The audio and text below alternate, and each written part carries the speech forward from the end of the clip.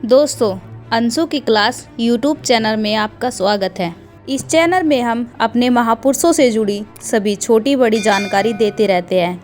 अगर आपको महापुरुषों के बारे में जानना अच्छा लगता है या उनको पढ़ना अच्छा लगता है तो हमारे चैनल अंशु की क्लास को सब्सक्राइब कर लें।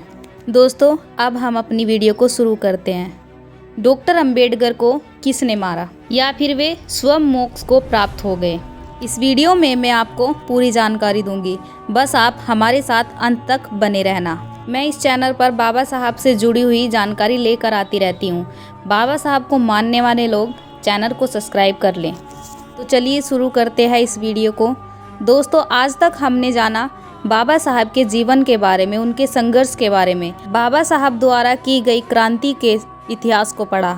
हिंदूपन के जातिवाद ने किस तरह से उनको पद पद पर अपमानित किया, ये आप सबको पता है। लेकिन क्या आपको पता है कि बाबा साहब की मृत्यु कैसे हुई, उनको किसने मारा या वो खुद मोक्ष को प्राप्त हुए? इस सच्चाई को गहनता से कोई जान नहीं पाए हैं। डॉक्टर भीमराव अंबेडकर की पहली पत्नी रमाबाई का लंबी बीमारी के चलते 1935 में निधन हो गया था। संविधान लेखन के समय डॉक्टर भीमराव अंबेडकर का स्वास्थ्य दिन प्रतिदिन बिगड़ता जा रहा था। उनको शुगर तथा ब्लड प्रेशर की बीमारी हो गई थी। उनका इलाज डॉक्टर शारदा कबीर कर रही थी। बाद में दोनों ने शादी करने का फैसला किया। 15 अप्रैल 1948 को उनका दूसरा विवाह हो गया। शारदा ब्राह्मण थी। शादी के बाद उनका नाम सविता अंबेडकर पड़ा। सविता अंबेडकर और भीमराव अंबेडकर की शादी के बाद ब्राह्मण और दलित दोनों समुदाय के लोग कुपित हुए। अनेक ब्राह्मणों ने अंबेडकर की दलित राजनीति पर विचार और सवाल खड़े किए। दलित वर्ग ने कहा कि इससे गलत तो और कुछ हो ही नहीं सकता कि बाबा साहब को शादी के लिए एक ब्राह्मण स्त्री ही मिली थी। कईयों ने तो इस शादी को अंबेडकर को मारने की चाल तक कह डाला। संविधान निर्माता डॉक्टर भीमराव अंबेडकर जी का निधन 6 दिसंबर 1956 में हो गया था। उनकी मृत्यु पर कई तरह की अटकलें लगाई गई कि डॉक्टर अंबेडकर को किसने मारा। 6 दिसंबर 1956 की सुबह बाबा साहब का परिनिर्वाण हुआ। ये समाचार देश में आग की तरह फैल गया और बाबा साहब के अनुयायी सदमे में आ गए। उन लोगों को यह यकीन तक नहीं आया कि बाबा साहब का परिनिर्वाण हो गया और बाबा साहब के करोड़ों अनुयायी यह जानना चाहते थे कि उनके मसीहा डॉक्टर भीमराव अंबेडकर को किसने मारा। शक की सुई सविता अंबेडकर की ओर जाने लगी। बाबा साहब के परिनिर्वाण के बाद बाबा साहब के अनुयायियों ने उनकी मौत के जिम्मेदार उनकी दूसरी पत्नी सविता अंबेडकर को दोषी मान लिया। देश के करोड़ों अंबेडकरवादियों के अपील के बाद प्रधानमंत्री पंडित जवाहरलाल नेहरू ने जांच कमेटी बैठाई। इस कमेटी में डॉक्टर सविता अंबेडकर को आरोप मुक्त कर दिया।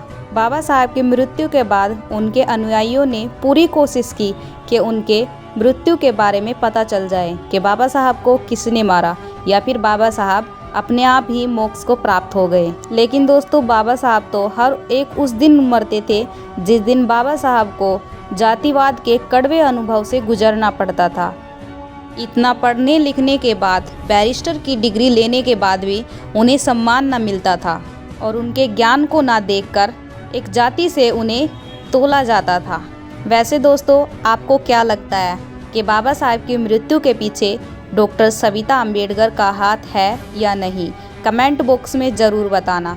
और दोस्तों, आज की वीडियो में बस इतना ही। अगर आपको यह वीडियो पसंद आई हो, आपको बाबा साहब की जानकारी अच्छी लगती हो, बाबा साहब की वीडियो से आपको लगाव है, तो हमारे चैनल अंशु की क्लास को सब्सक्राइब कर लीजिए, क्योंकि आपको बाबा साहब के जीवन से जुड़ी छोटी से बड़ी जानकारी हमेशा देखने को मिलती रहेगी। और हाँ, साथ ही साथ हमारी इस वीडियो को आप ज़्यादा से ज़्यादा लोगों में शेयर भी करें, ताकि बाबा साहब के अनुयायियों को बाबा साहब के बारे में सब कुछ पता होना चाहिए।